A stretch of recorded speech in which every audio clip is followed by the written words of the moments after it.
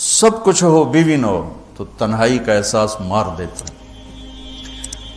اس سے ایک اور مطلب نکلتا ہے کہ لباس کے بغیر ایک لمحہ گزارا نہیں۔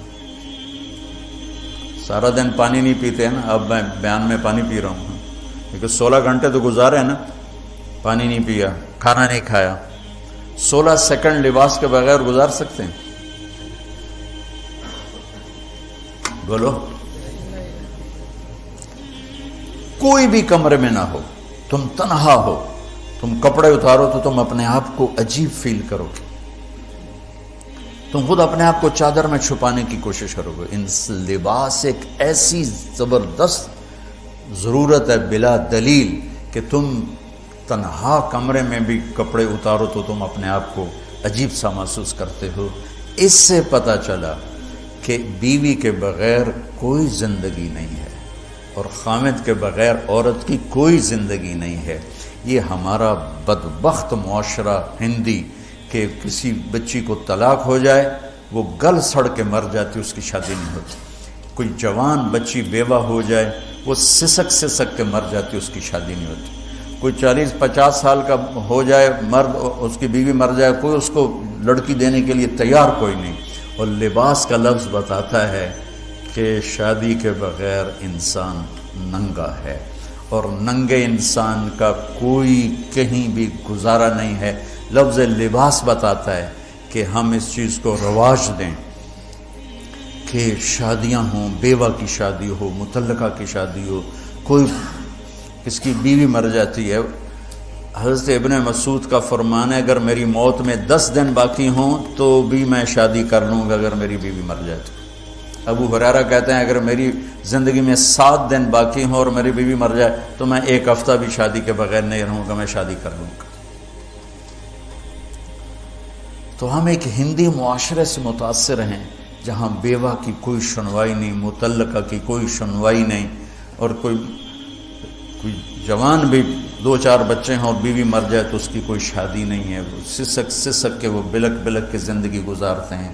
ہم لوگ اس کو رواج دیں۔ لباس، لفظ لباس بتا رہا ہے کہ جیسے لباس کے بغیر ایک لمحہ آدمی چین سے نہیں بیٹھ سکتا، ایسے ہی اس رشتے کے بغیر زندگی میں کوئی خوبصورتی نہیں، کوئی حسن نہیں۔ میں نے جیسے کہا لباس سب سے قریب ہے، تو اس کے بعد بیوی کا حق سب سے پہلے آ جاتا ہے۔ ماں باپ کی طرف سے زیادتی آئے تو تمہارے ذمے ہے اپنی بیوی کو بچاؤ، اللہ کے واسطے اپنی بیویوں کی حفاظت کرو۔ ہاں تمہاری بیوی کی طرف سے زیادتی آئے تو اللہ کے واسطے ماں باپ کی حفاظت کرو۔ تو اس کا مطلب یہ نہیں کہ تم ڈنڈا اٹھا لو، اپنے اخلاق ایسے بناؤ، سپرنگ بن جاؤ، سپرنگ جو پریشر سے کو قبول کر کے دب کر کے نیچے چلا جاتا ہے۔ نیچے جانے میں جڑ جانے کا نظام چھپا ہوا ہے کہ جھک جاؤ، ماں باپ ناراض ہو ان کے پاؤں پکڑ لو، بیوی ناراض ہو اس کے پاؤں پکڑ لو۔ ذلت میں عزت چھپی ہوئی ہے، ساری زندگی کا تجربہ بتا رہا ہوں۔ ذلت اللہ کی رضا کے لیے ذلت اٹھانے میں عزت چھپی ہوئی ہے۔ ہن لباس لکم، کتنا ہی مجھے غصہ چڑھا ہو میں اپنے کپڑے پھاڑوں گا، مجھے غصہ آ گیا میں نے اپنے کرتے پھاڑنے جو کسی یہ پاگل تو کرے گا، سمجھدار دوے دا کرتا پاڑے گا، اپنا نہیں پاڑے گا۔ اب مجھے بیوی پہ غصہ چڑھ گیا تو میرا لباس ہے، اس کو تار تار کر دوں، گالیاں دوں، تھپڑ ماروں، تو ایسا ہی جیسے میں اپنے کرتے کو پھاڑ رہا اور اپنے کرتے کو تار تار کر رہا۔ بیوی کو غصہ چڑھے تو وہ اپنے کپڑے پھاڑتی ہے۔ کپڑوں کے لیے کتنے حفاظتی نظام ہیں، الماریاں بنی ہوئی ہیں اور ہینگر بنے ہوئے ہیں، کریز خراب نہ ہو۔ میں جب